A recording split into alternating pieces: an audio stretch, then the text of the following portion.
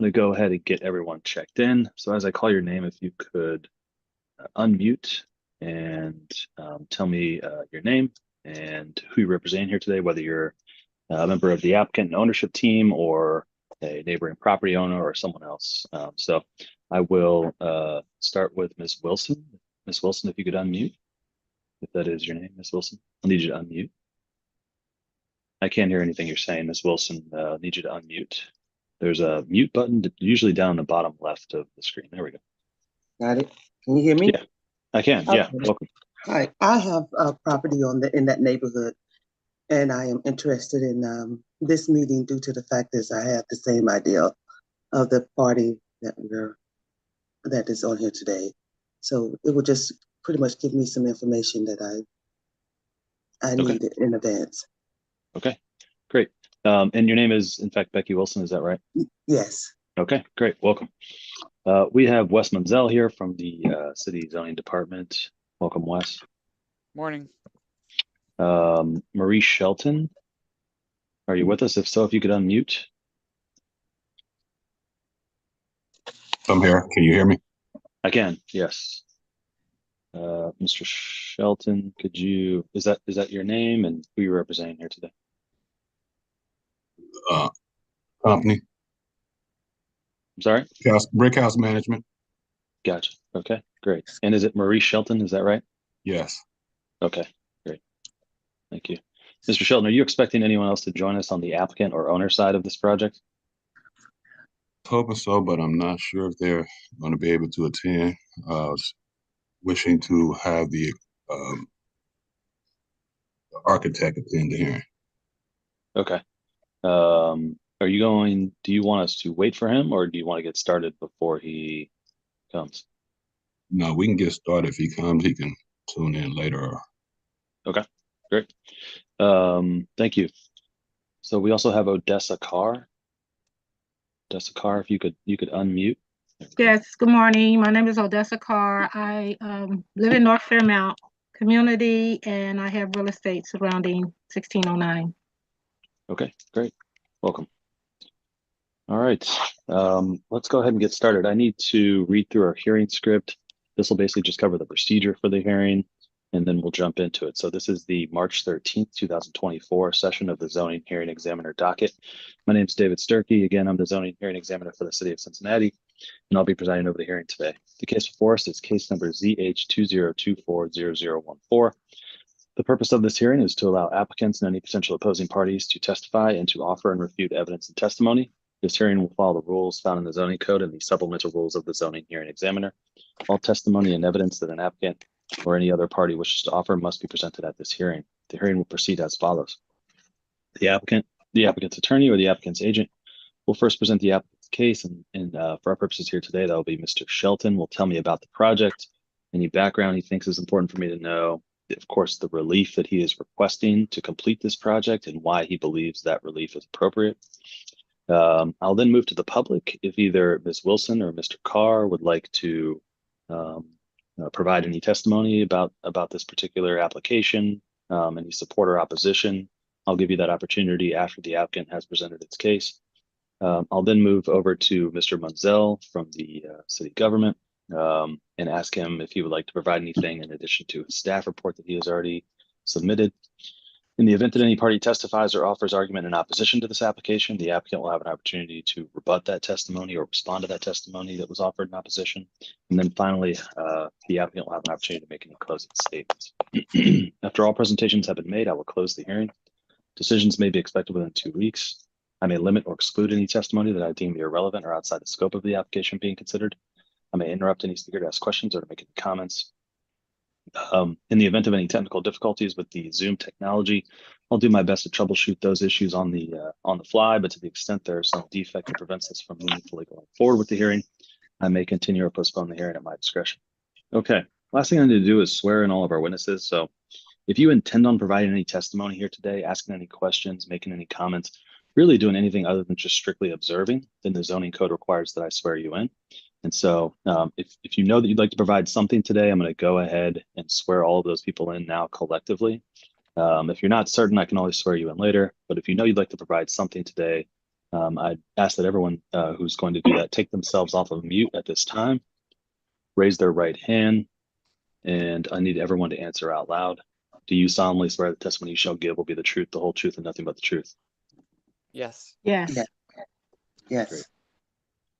And Mr. Shelton, I imagine you'll want to add something as the applicant. So if that's true, if you could lower your camera a little bit, it's kind of just the top of your head. That's great, thank you. And then if you could raise your right hand. Do you solemnly swear the testimony you shall give will be the truth, the whole truth, and nothing but the truth? Yes. Was that a yes? Okay, great, thank you. All right, Mr. Shelton, are you ready to proceed? Okay, the floor is yours. Well, I'm asking for a setback of approximately 10 feet because without the setback, the project can't be performed. Gotcha. So one of the pieces of zoning relief you're requesting is a setback relief of 10 feet. Why do you say that it couldn't be performed without the relief? Because the envelope would be too small. The maximum building envelope would be too small to fit the project that I'm trying to perform here. Gotcha. Okay. So would it be economically feasible for you to make it smaller in order to fit the 10-foot setback? Yeah, ask the question. What's that? I said, ask that question again. Yeah, so you said one of the reasons you need the 10 feet of relief is because the project wouldn't fit within the building envelope standards that are laid out. And so would it be possible to make the project smaller in order to fit within that 10 feet? No, it wouldn't. Legally, the room size or wouldn't be big enough to hold a family. They're already at the minimum that they can go.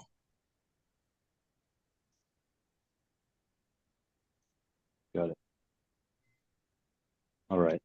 And I see that you're also asking for relief for a left side setback, 4 feet of relief for the left side setback to allow a 1 foot left side setback for a covered porch column. Could you talk about that a little bit more?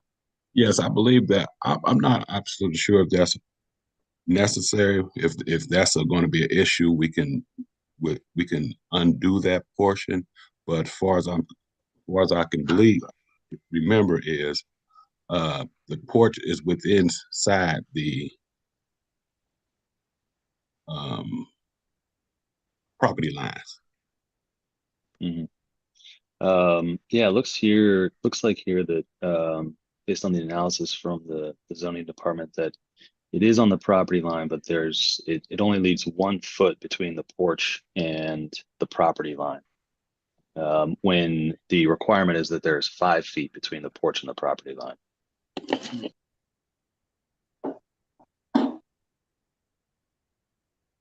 So what's your question? So the question is, why is that only 1 foot between the property line and the porch? Why is that necessary, or is there something about the property that makes it? Because of the porch, in order to put the gutters and everything on there, you will have to have that 1 inch to be within the limits. David, could I Yeah, sure. interject here a little bit? Yeah. Okay, so the lot is only 25 feet wide and the house is, I believe, 20 feet wide. Just double check that. But the garage on the front takes up the entire, like most of the width of the footprint. So he has the front door on the side, and then therefore he has a little bit of a porch roof covering where the front door is, and then that porch column is 1 foot from the property line. So kind of a combination of factors based on how I, interpret everything.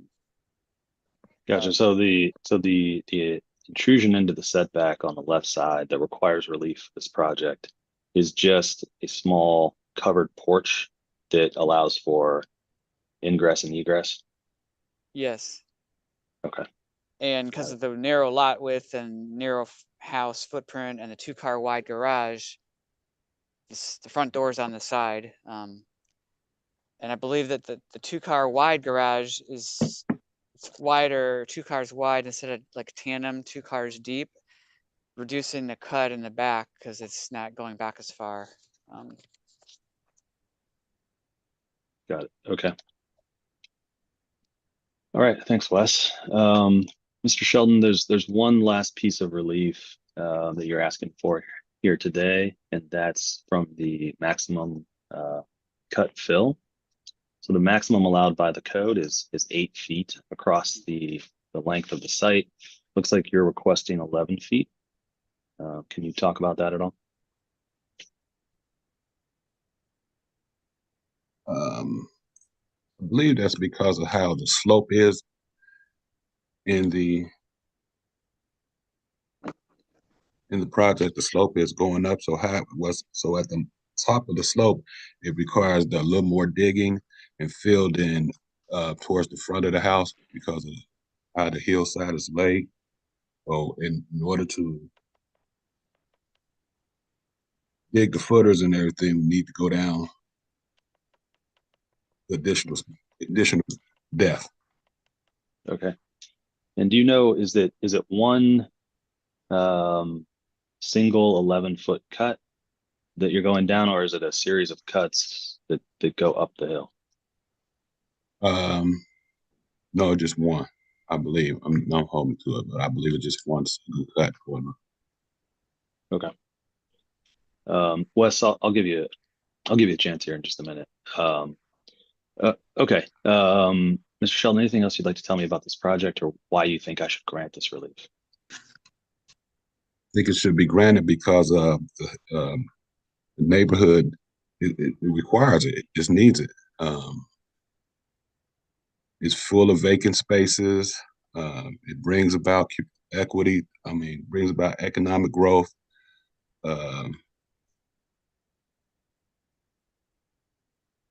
Gotcha. Sorry, go ahead. I didn't mean to cut you off. No, go ahead. I was going to say the property is currently vacant, right? Yes, it's currently vacant. Like I said, it's just mass vacant lots around in the area. The community is low, and it will bring about like I said, growth, economic wise, and just help the community bring in more people.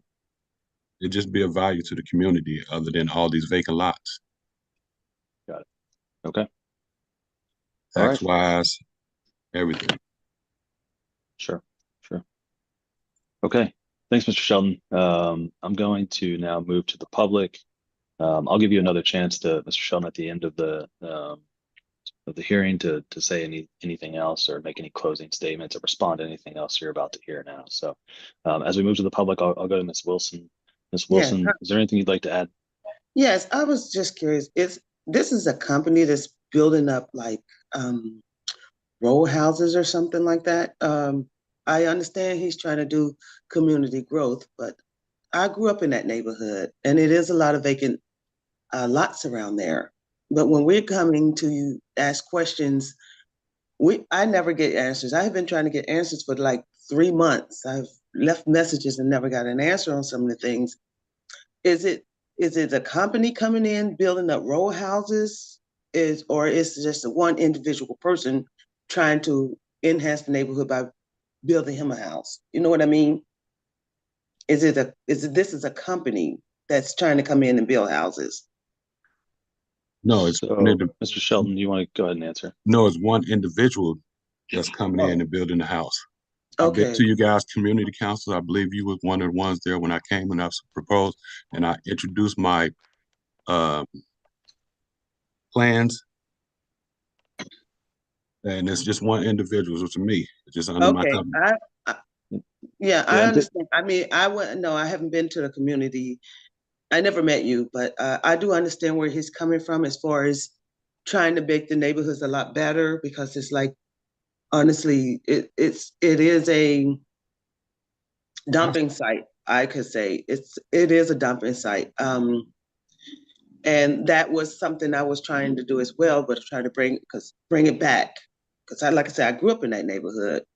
And it is a lot of vacant lots, and as a community, we are trying to do something to liven it back up, make the neighborhood like it used to be.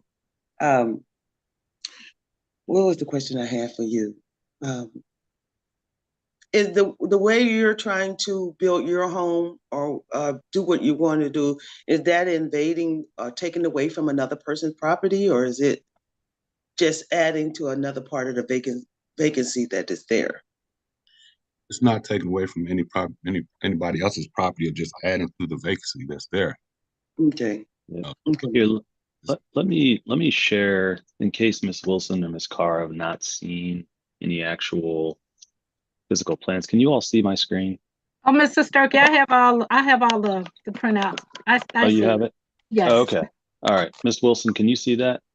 I barely can see it, but I pretty much know where he's Let's see coming if I zoom. Yeah, so he's just going to be building within the red here. And so this from. is the Okay. sort of front street view. It'll uh, it'll be Is in that this on the area. corner of Baltimore and Beekman? Yes, That's right there on that corner? yes. Mhm. And this is a sketch of the front facade and some more detailed plans here.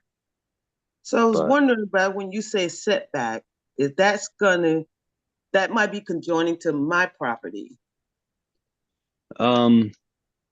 so the setbacks generally are defined as the amount of space between the property line and Mhm. between some structural element of the house. So the front setback is the space between the road or the right of way and the front facade of the house, the front place of the house. So that's what the setback is, and our zoning code requires that there's a certain amount of space in that Okay. setback for each Okay. neighborhood. And for this particular project, the requirement for the rear setback is 20 feet, or I'm sorry, is 30 feet. So 30 feet from the back property line to the back of his house. He's asking for an exception to that requirement to allow for 20 feet between the back property line and the back of his house. Does that make sense? I think so.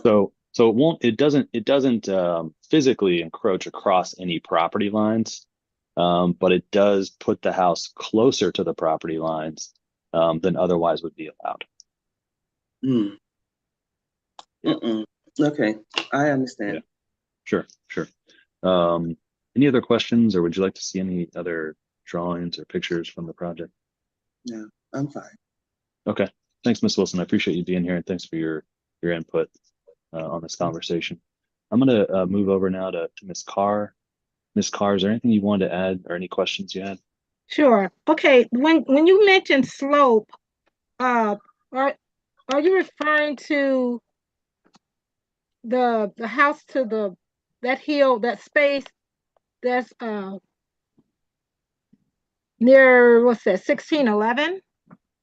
Is that what you're calling the slope on the front? So I'm sorry.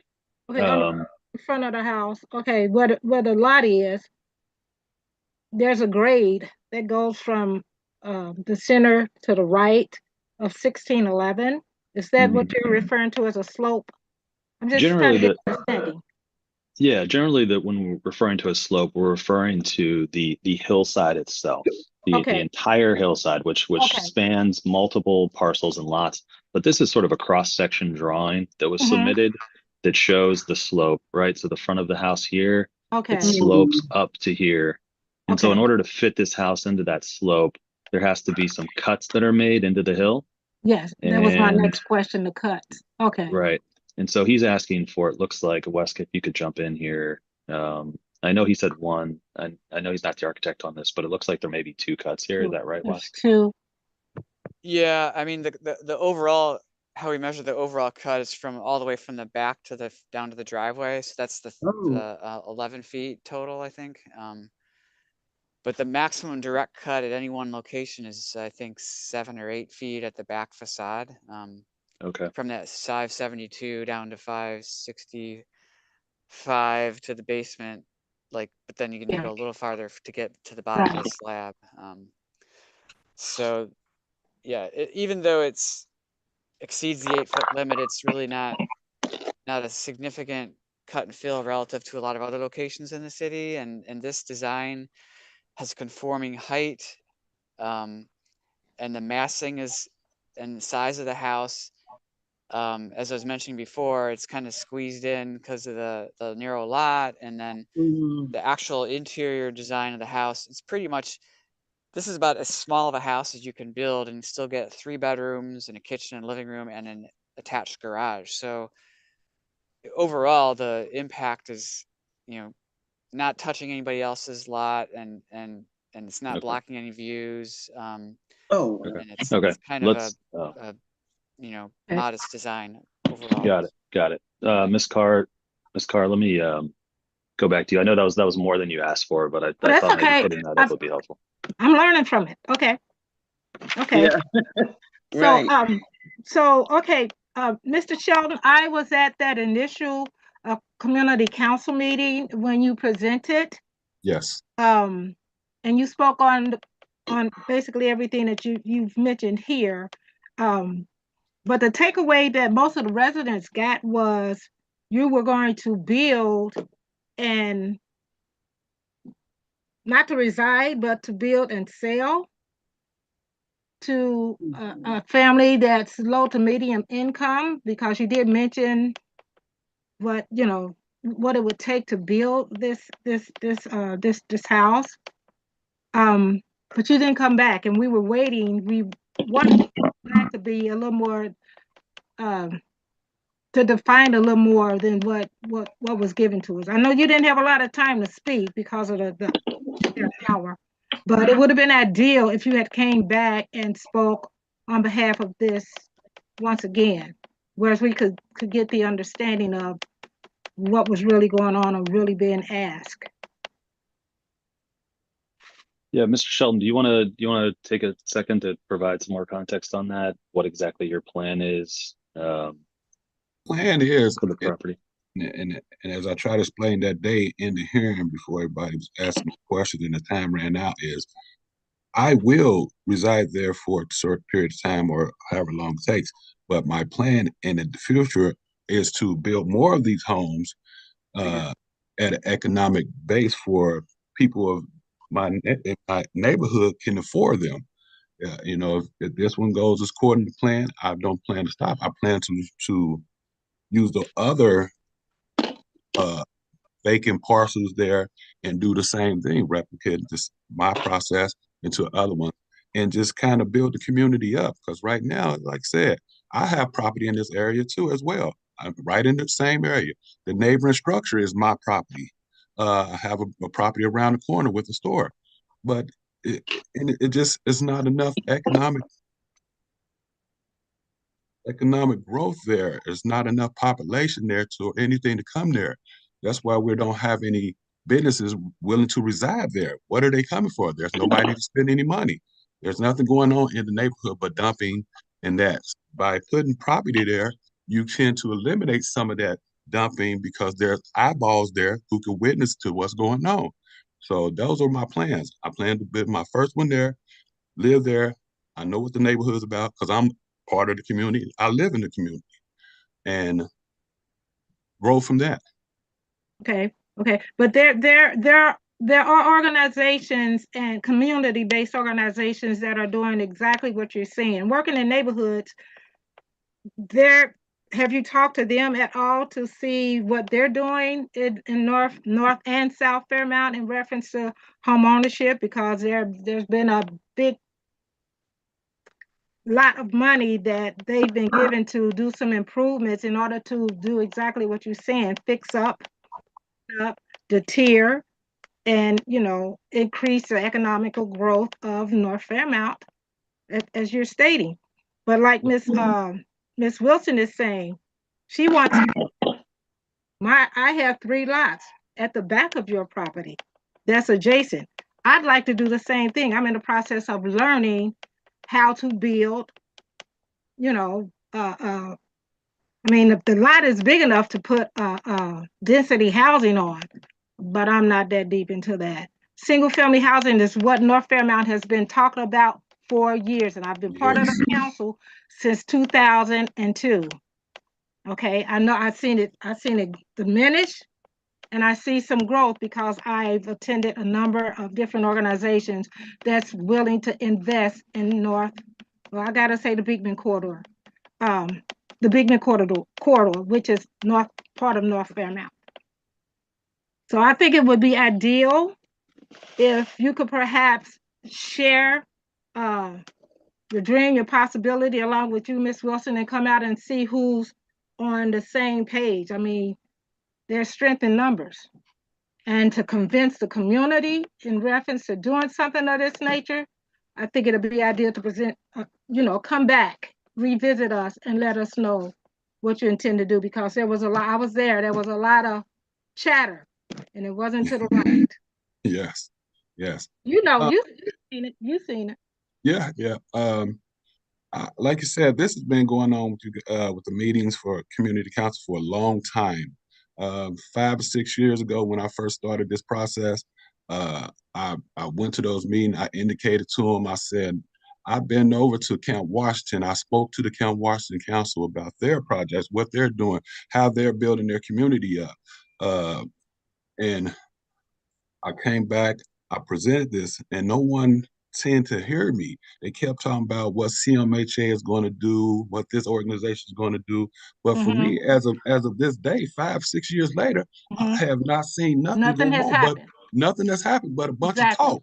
So it's Exactly. for me, I got to take it upon myself if I want to change my neighborhood to do something about my neighborhood. Once they see one doing it, then multiples follow. I've been in real estate for a long time. I've done this. I built, and like I said, once person goes and does, other people tend to follow. Yeah. But no one's willing to take the first step. Well, That's the problem. No one's willing to take the first step because they don't want to invest their money or whatever the issue may be to get these things rolling. But once they see it started, then they come and want to, just like you guys, you and the other lady, won't have information to figure out how to do it. But at that point, I'm already started. I'm already started. How can you? strength in numbers. There's strength in numbers. There's There, strength in numbers, but right. there was strength in numbers at the community council meetings. There was so many numbers there that, hey, if all it takes is for people to come together, it'd be too many. I'm in there. I know what's going on. Yeah, I know yeah, what's yeah, going on. Yeah. yeah. But I would So like to talk to you more, not on this session, but there's money there. I mean, I'm ready to build. I don't have to wait on anybody. I have a house up there. I live up there, and I have quite a few properties up there, land up there. So yeah, I'm willing, and I understand. anytime, like I said, this is going to be a growth for the community. It ain't going to be in no way, shape, or form hinder the community from building growth. It's going to add tax money to the neighborhood. And as like I said, once you start, I have not seen not one community where they started and it didn't grow. From Avondale to Evanston, I started out in Evanston, uh, Queen City, downtown. It started by one person doing one thing. Well, I'm just gonna let you know there's a lack of trust. Okay. I don't know if you sense that, but there's a lack of trust. And again, we can talk about that outside of this. But Yes. I feel what you're trying to do. I believe in what you're trying to do. But I would say revisit and come to some of the other people that are trying to do the same thing, that has the same fight that you have, okay, and come together with them, with us, because we do agree with, building the community. Yes. Yes. But we need you to be there. Miss Wilson, same deal. I want to build on Lydell. You know, I'm getting ready to do invest a lot of money into my house where I'm living right now. And it's going to stand out like a sore thumb, just like when you build that house, when you put that house there, it's going to raise a lot of questions. Okay, what's really going on? Is this, I'm going to just be blunt, us or them? Yes. Okay? And that's Yes. the mentality. Is it Yes. us or them? But that's when we could ease those tensions because Exactly. by just communication, Right. I don't know what's going on all over the years, but it was enough doing that I hear in the meeting that it's not beneficial to the community. Some of Exactly. the things that I seen the money spent on, it I has know. no economic Right. or anything to help the community in my To build eyes. on. Yeah, to build on. I understand. Ms. Card, Yes. did you have any position in support or otherwise or neutral on this particular project in terms of the zoning relief? Well, I would like to see it move forward. I mean, provided like you all stated, it's not going to take away from Miss Wilson's property. She said she has some there, or my property at all. I would like to see it move forward, but Okay. I would like for Mr.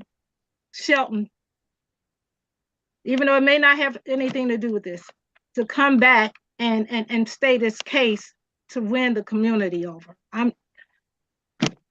guess I'm speaking on behalf of the community. I'll come to any meet anytime. Just let me know. Like I said, the president or can't think of her name comes and Come with tell Jay me when. Adams. Yeah, comes and tell me when the meetings are, or if it need to be there. I come present my case, and Okay. community is not a problem with winning over Look, because if okay. they're looking for the right thing, then this is going to be the right thing for them. Okay. Allow me to set that up. Allow me to set that up. Okay. All right. Ms. Carr, thank you very much No for your problem. questions and for being here and your testimony. I'm going to move over now to Mr. Menzel. Mr. Menzel, I know you've already spoke a little bit, but is there anything else you'd like to add? No, I mean, I think I kind of highlighted a couple things earlier, so sorry for kind of No, it's going fine. over my bounds at that time. But unless Yeah. anybody has any questions, I think the project is generally a reasonable request, given the context. Sure. Okay. Thanks. All right. Mr. Shelton, anything in closing or otherwise before we adjourn here today? No, I think the meeting pretty much talked about and connected on everything that I believe is correct for the project. Other than that, I have nothing else to say. Okay. All right, great. Well, let's leave it at that then. I've had a chance to review the application materials and the staff report. Based on that, based on the testimony that I've heard here today, I do believe that this project is appropriate for the site. And so I am going to approve the project. In terms of the zoning relief, which is really the extent or the scope to which I'm supposed to be evaluating these projects. A lot of this relief is quite modest based on other projects that I've seen. And so again, I agree with the staff report conclusion to recommend approval. And with Mr. Shelton's arguments, I also generally agree that developing these vacant sites and putting them back to a productive use is generally very beneficial for the community in a number of ways. And I think Mr. Shelton touched on a lot of those.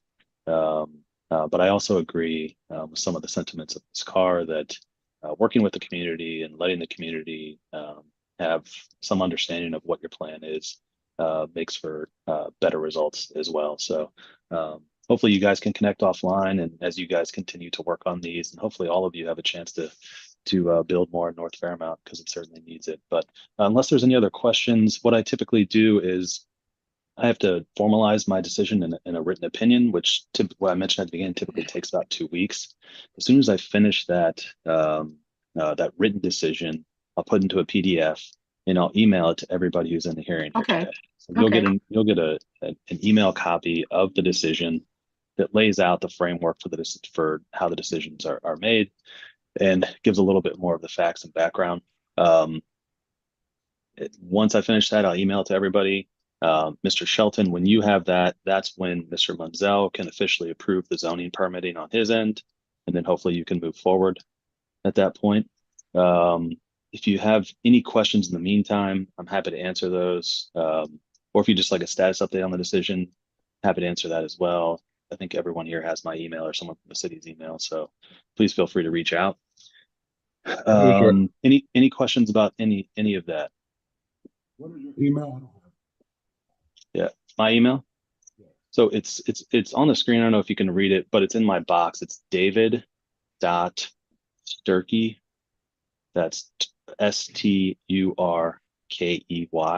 like turkey with an S in front, and then it's at Cincinnati-OH.gov. So I'm happy to field any questions anyone has on this project or in the future. I know that Ms. Wilson and Ms. Carr said that they have thought about development. If you have questions, I'm happy to answer any of those. Okay, thank you. Sure, absolutely. All right, thanks everyone. I really appreciate everyone being here and your testimony. Hope you all have a wonderful day, and we are adjourned. Thank you. Bye. I'll connect with you, Ms. Carr. Okay, thanks, dear. Thank you, Miss Wilson.